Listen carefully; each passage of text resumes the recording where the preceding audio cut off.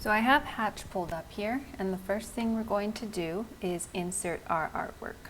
So on the left hand side, under the artwork tab, I'm going to click insert artwork, and I have this picture of a candy corn I just quickly drew. And once we have the artwork pulled in, we want to first make sure it is the right size. So what I like to do is turn on the hoop settings, and I've already selected the machine that I have up here. And then I can see how big it's going to look in my hoop. Now, because this is a patch, we want it to be relatively small. I'm at 100% view, meaning what I see on screen is roughly the size it'll be, in real life when it sews out. So for a patch, I'm going to sew it on my smallest hoop since I'm just doing one. I'm going to choose the regular. And then I can see here it's a bit large, so I'm going to just bring it down to the size I want. And here we're on metric right now. We can switch it to inches US to kind of get an idea. And we can see here it's about 2 inches. Make it a little bit smaller. It's a little, almost 3 inches. I think that's good. So then we'll just make sure the design is in the center, and then we want to lock it in place so it doesn't move around while we're digitizing. So you're going to click lock. Now, if you click around, you can't move the image. So now that our artwork is set, we can start digitizing. For this patch, it's pretty simple and straightforward. We're really just using a fill stitch, a running stitch, and a satin stitch. So on the left-hand side, we've clicked into the Digitize tab, and we're really only going to use Digitize Open Shape for our running stitch, which is just left clicks for a straight line, and if you want to do curves, you can do right clicks. And we're going to use Digitize Close Shape. So if I click Digitize Close Shape for our fills, we want to make sure once we click on it in the top, we have fill selected, not outline. So that way we can do our tatami fills. And we can also do our satin fill for the eyes by clicking the satin option.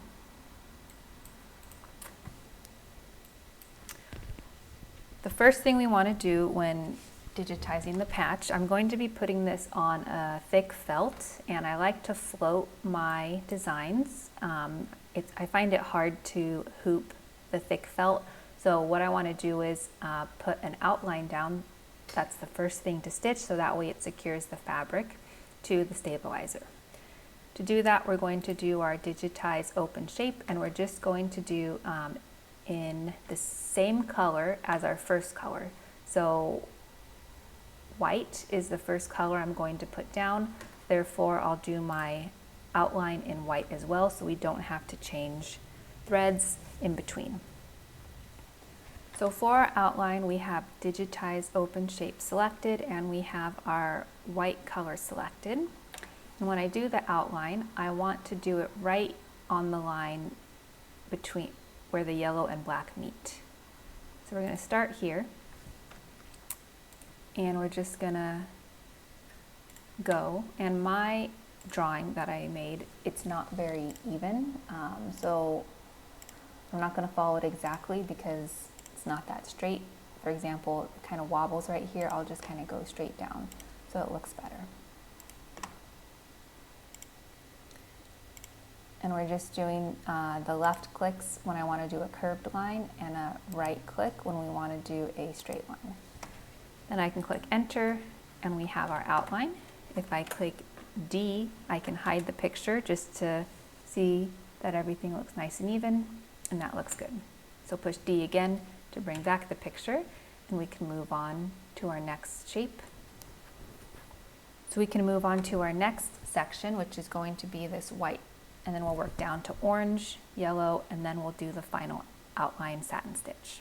So to do the white section, we want to use a fill, a tatami fill. We're going to select Digitize Close Shape on the left, make sure our fill is selected in the top left. We have our white, and now we can make the shape. So for the fill, I'll zoom in a little bit. Normally, your first thought is to just line up right here when you're making the fill like this. You'll just copy the line and then come across. And it looks pretty good. The problem is when you go to sew this out, it's going to pull in, and you'll notice that there's a little gap right here and right here. That's because the stitches are pulling inward. So what you need to do is we want to overcompensate by starting a little bit outside of the outline. That way, when the stitches do pull in, they will not pull past the outline we've already placed down. It kind of acts as an anchor. So we'll go ahead and build our outline for the white top. Just doing some left clicks to get that curve. And then again down here, we're gonna go a little over the orange, just a hair. And bring it together, hit enter, and there's your white top. Now we're gonna do the same thing again for the orange. So I already have my tatami selected. I'll just switch my color to the orange, and we can do the same thing again going over. And I'm gonna hit the T to bring up my true view, and it'll kind of let me see through the stitches. I wanna make sure I'm overlapping the orange with the white so that our stitches don't have a gap. So we'll start up here, kind of going over, so they pull in together. And then we can turn true view off and stick to the outside section of the outline we've already made, going down, coming just into the yellow.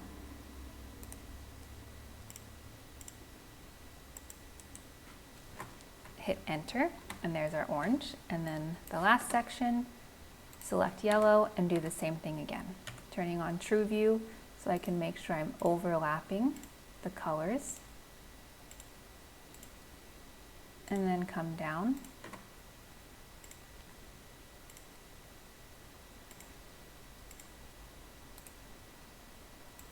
Hit enter, turn off true view, and now we can see we have the basics of the candy corn. So now that our basic fills are done, we can just add in the face details and then do our satin stitch outline. So you can either, obviously our orange fill is hiding the face. You can either hide this by just right clicking and selecting hide selected, or you can turn on your true view to kind of see through the stitches. So to do the face, we are switching to black, and we are going to do 2 fill stitches for the eyes in satin stitch, and we'll probably put some eyelashes on here in a running stitch just for that little extra cuteness, and then we'll do a running satin stitch for the mouth. So starting with the eyes, going to, because I want to add some eyelashes here even though it's not in the picture, my original picture, we're going to start with those first. Select Digitize Open Shape, make sure your black is selected, and then I'll just put 3 little eyelashes on each side. So starting up here, we'll do a little curve and come back down. So there's 1 eyelash. And then I want to follow the outline of the eye and do the same thing. And I'm going back and forth between my true view so I can see the stitches when I place them down.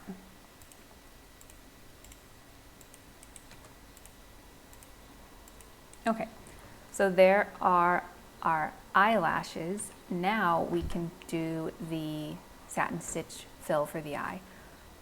We could select Digitize Close Shape and do a fill like that, or if you want to be more precise, you can do the circle oval option, which I'll select, and I'll have the fill selected to satin.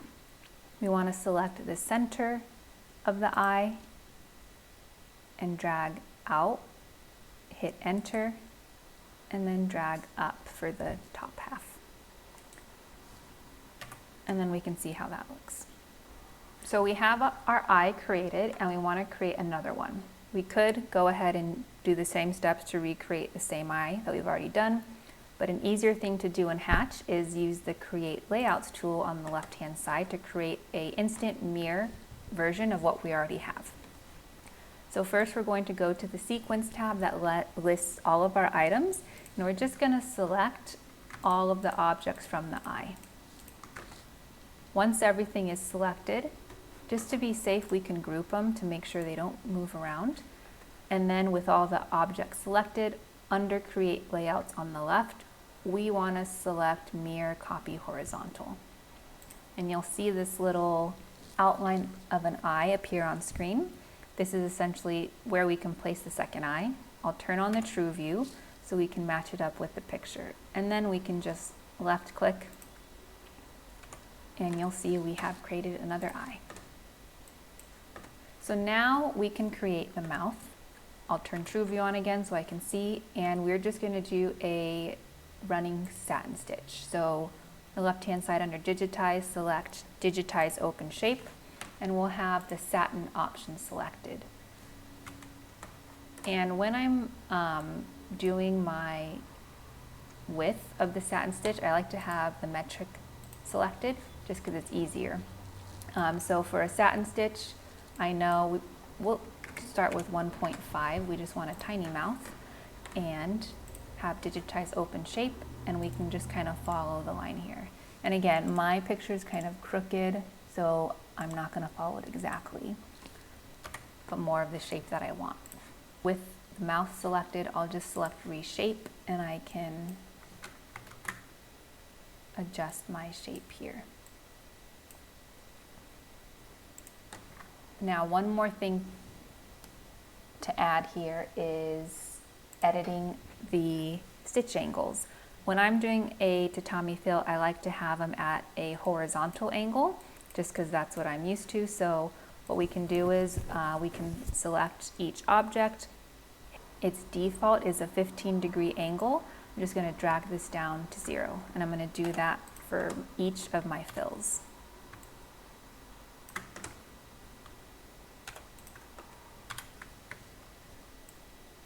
There. So with our face and our fills done, all that's left is to do our outline of the satin stitch border fill. Selecting Digitize Open Shape, we already have our black selected and we already have the satin option from when we did the mouth. So now we can just make another outline like we did in the beginning, but this time it'll be a satin stitch. Going to turn on my True View again just so I can get a good idea of what's underneath here. And for the satin stitch, unlike the fill and initial outline where we kind of overcompensated, I'm going to put my satin stitch right on the border between the black and where the colors meet. And we'll just do a couple curves.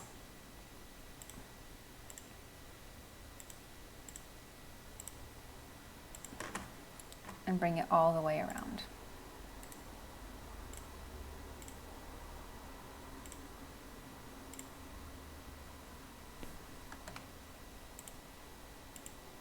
Hit enter, turn off True View, and we can see how it looks.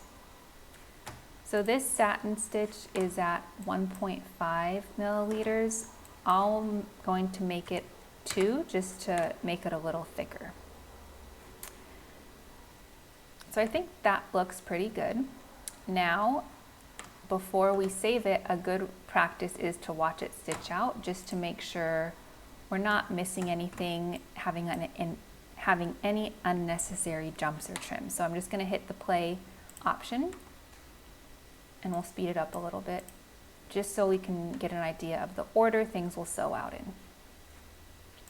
So we have our outline, then we have the white and the orange, followed by the yellow, and then it'll do the face details.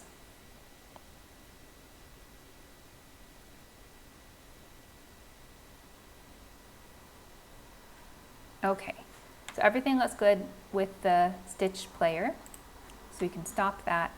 We have about 5,600 stitches, which is not bad. Now we can go ahead and export this to a thumb drive and export it as a machine file so we can stitch it out. So in order to save this, first, as a good rule of thumb, you should always save your original file, save the EMB file in case you need to come back and do edits. And in Hatch, that's really just clicking File and Save Design. And then you can set it, we'll call this Candy Corn Patch. And it's going to save as an EMB file. Now the EMB file is not the file you're going to bring to your machine to sew out, but it is the file you use when you want to make edits. So we've saved our EMB file for reference. Now we want to export it so we can actually sew it out on the machine. That's going to be under Output Design. On the left hand side, we select Export Design. I have a thumb drive already plugged in, so I'm going to find that it's the Lexar on my computer, and from here we can save the patch. I have a patches section and I'm calling it Candy Corn Patch New because I have an old one on here. And then save type as, this is where you're going to select the machine file based on your type of machine. So I have a Brother, so I'm choosing the Brother PES file. Then we can click Save. Now that the file has been saved, we can go ahead and go over to our machine and stitch it out. So let's go do that now. Now we're ready to sew out our patch. So let's just review the materials we need. Here we have our tearaway stabilizer. I just have one sheet and we've hooped it. We are going to be sewing out the patch on this piece of thick felt. This is I got this at Joann's Fabrics, and it's called their premium felt. They have regular felt. The premium's a little thicker, which I find is nicer for patches. And there's actually two sides. There's like a rough fuzzy side and a flat side. When we put this down, we want the flat side facing up just because it gives the patch a smoother finish. Now I'm not hooping the felt in the patch just because I find because this is thick felt, it's hard for me to get the hoop, so we're going to float it. And we're not going to be using any basting spray, only because I find that for whatever reason this spray does not stick to this felt. I spray it on and it doesn't really stick. So that's why when we made our patch design, we have the outline running first so it can secure everything. And then for our colors, we're just using 4 colors. We have white, orange, yellow, and black. So now we can take this over to the machine and get it stitched out. So we have our pattern pulled up on screen. And again, this felt is just it's not secured by anything. So we're gonna gently lay it on there. And then our first stitch will secure it down and the rest will sew out.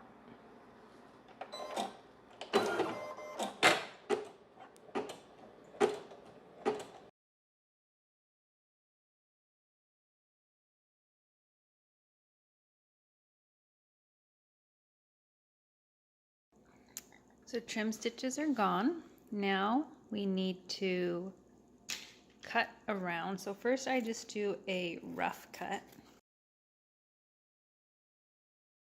And now we can see we have the satin stitch border, and because it's black on black, that's why I like to use felt, because once it's cut it just looks like the border. So we want to cut as close as we can to this satin stitch without cutting into it. So you want to have some really small, sharp scissors and just be very careful when you go all the way around.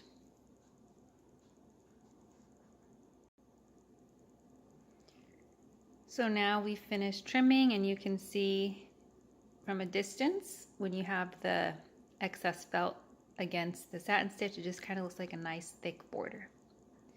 And that's pretty much it for actually making the patch. Now I'm going to take it a step further, because what good is a patch if you can't put it on anything? So I like to do a iron-on backing. So I'll show you how to put that on and then how to adhere it to a jacket. So in order to turn this into an iron-on patch versus just sewing it on, you're going to need some iron-on backing.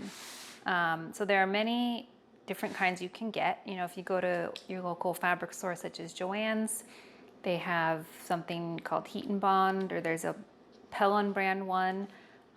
Those work okay. However, I found when it's an item of clothing, they don't tend to adhere quickly. So I did lots of research and I ended up buying this huge, I think it's a 10-yard roll of Easy, I think it's called Heat Seal, Easy Heat Seal. It's made by Madeira.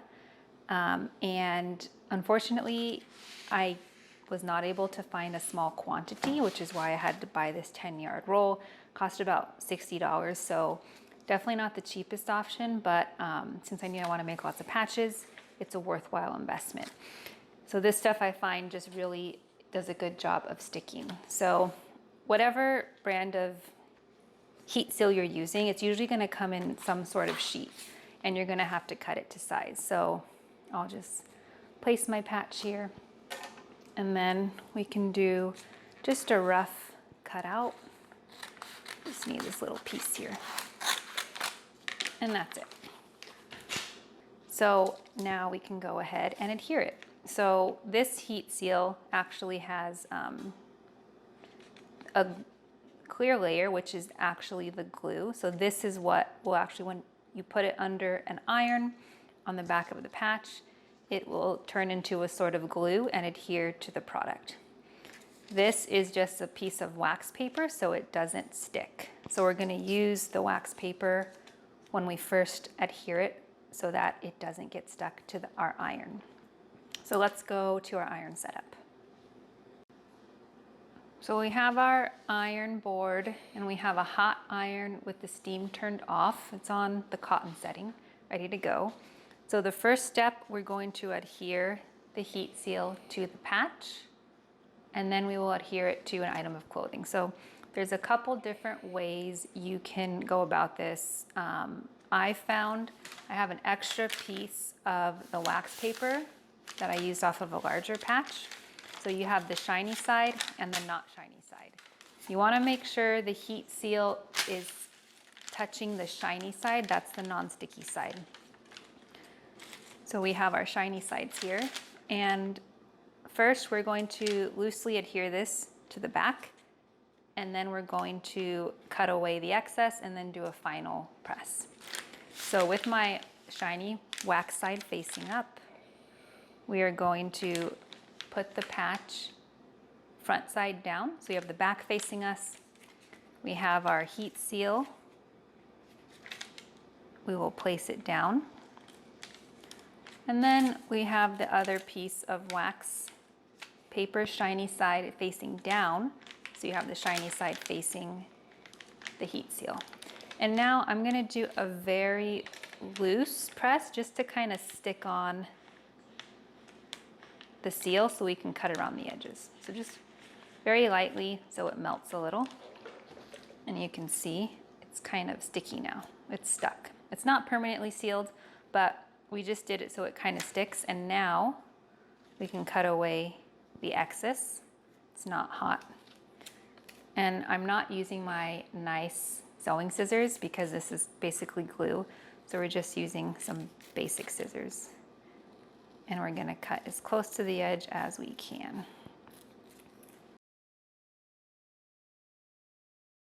So now we want to do a hard press. Now the instructions officially for this say you should use a iron press. Most people don't have those, so you can use a normal iron, you just have to push down. We're going to hold this down on the iron and push for about 10 seconds. The steam setting off, push down and apply some pressure for about 10 seconds. And then lift.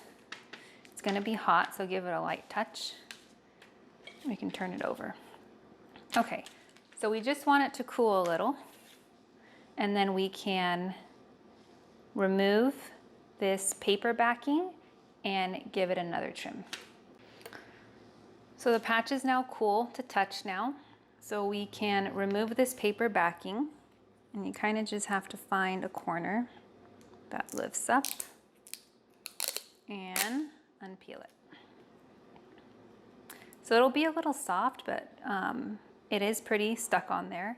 And there will be some of the glue edge sticking off to the side. So I like to just give that a trim to clean it up.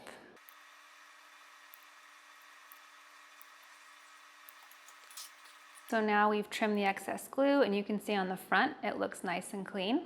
And on the back, you just kind of have the easy heat seal kind of sticking on there, and it gives a nice finish, and it also adheres any loose threads. Next is the fun part of actually adhering it to an item of clothing. So let's go get a jacket to put it on. So here is my work in progress battle jacket that I kind of just put patches on as I make them. And I have decided to put this candy corn patch on the bottom corner over here. Locate a spot and just kind of placing it. I think I'll just put it here in the corner. And we'll lay it on the ironing board so there's nothing underneath it, and put it into position. So now we have our patch in position where we want it. We're going to do 2 presses, one press on the front and then another press on the back. So when you're doing the press on the front, you don't want to put the iron straight onto the patch. So you can use a thin pressing cloth to cover it, or I'm just using my extra piece of wax paper again shiny side down, to kind of protect the patch as I push it. So lay that over, and then again with our hot iron, we're going to place it on top with pressure for about 15 seconds.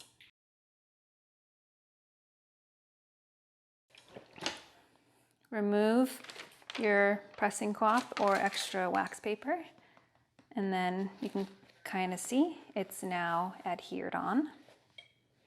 But you can see it's not fully adhered. So we're gonna do another press on the back as well. We have our jacket turned upside down. There's our patch right there.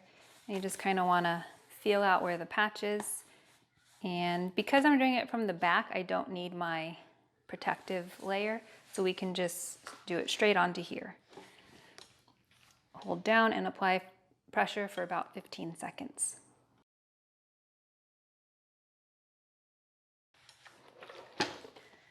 So we finished. Now let's turn it over